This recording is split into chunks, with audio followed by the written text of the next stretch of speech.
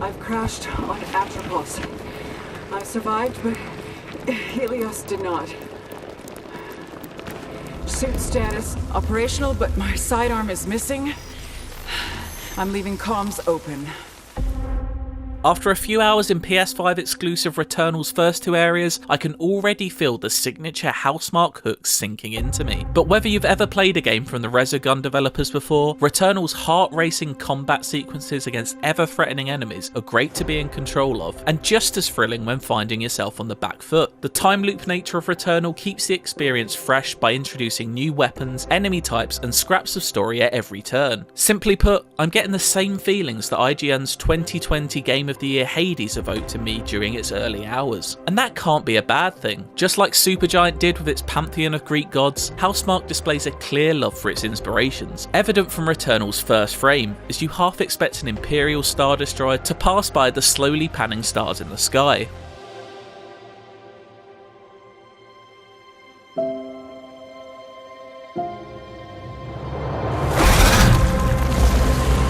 From that moment on though, it's easy to spot which sci-fi series has stamped the most impact on Returnal. Love for the Alien films is as clear as those stars in the sky of Returnal's opening, whether that be the Xeno-like creatures you fight, glowing green console screens, or Promethean architecture that registers high on the HR Giga counter. The first area I explored is a dark, wet, unwelcome part of Atropos, incidentally the same name as one of the Greek goddesses of fate and destiny, an alien planet littered with ruins and echoes of a lost civilization. It's hard not to think of James Cameron's action-packed sequel Aliens when here, and that's in no small part thanks to our protagonist Celine. As a space pilot who can't escape the planet she's crash-landed on, no matter how many times she dies, it's your job to find out what's really going on here. To do that, you'll have to battle through waves and waves of enemies, bosses, and light platforming sections in order to discover or escape your fate. I won't say too much about the story just yet, not only because it's best left to discover yourself, but also because even after 3 to 4 hours of time in game, it remains largely a mystery as to what's going on Atropos. I've encountered audio logs from who knows how many of Celine's previous time loops. Returnal quickly makes it clear that the first loop you play is not Celine's first go at it. I've seen flash frames of astronauts and wheat fields, and most confusingly so far, I've spent time in a PT-style suburban home in the middle of an alien planet clearing. It's moments like this that have given me welcome memories of 2019's Control, but whereas Remedy was more interested in bringing the alien and weird into our world, Housemarque is insistent on bringing recognisable elements from ours into this thoroughly alien world.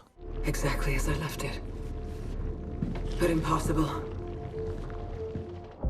Finding the familiar and the wholly unfamiliar is a running theme so far in Returnal. The second biome you enter is in stark contrast to the first, and consists of red sanded desert with elements from the 1994 Stargate movie that I have a bizarrely good memory of, despite only seeing it once at the age of 7. Anyway, there's no Kurt Russell, but Celine must have had a hurt muscle or two along the way, as this area, especially towards the end, pushes the difficulty up quite a bit. On the whole, Returnal is challenging, but from what I've experienced, it's not overly punishing. My first run lasted around 90 minutes and took me all the way to the second biome, Crimson Wastes, after defeating the first boss, and only ended once I came up against a threatening new enemy I hadn't encountered yet. I wouldn't say I had to play outstandingly well to reach that point, but had picked up a couple of useful abilities and items along the way that made life easier, such as the ability to create shockwaves of damage every time I jumped. But all in all, I haven't played enough loops yet to know just how lucky I got. From this early point though, the challenges feel about right. Difficult, but not unfair, and having reached the second area's boss recently, I can tell it's not going to be the relative cakewalk that the first felt.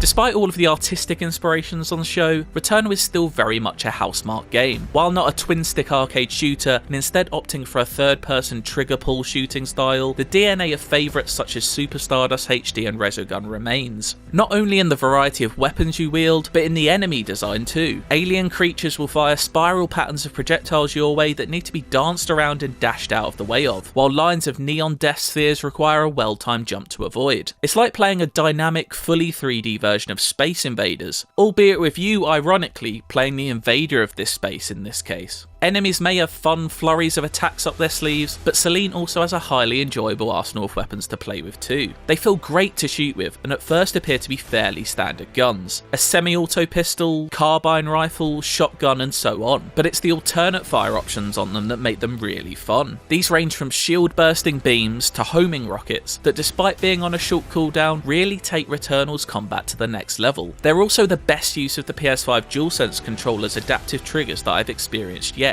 with a soft push of L2 allowing you to aim down sights, but a full press of the trigger activating your alt fire option. It's this sort of bullet hell pedigree and heritage that Housemarque made its name with, combined with the studio bringing story to the forefront like never before, that has me so excited to play more Returnal and see where on Atropos it's going. Early on, it appears to be combining the satisfying loop of action and discovery that Hades offered with every new run, married with a striking Space Marine aesthetic. The inspirations and influences are clear to see, but Returnal is still very much a Housemarque game at its core, and that's what has me wanting to play, and indeed die, again and again.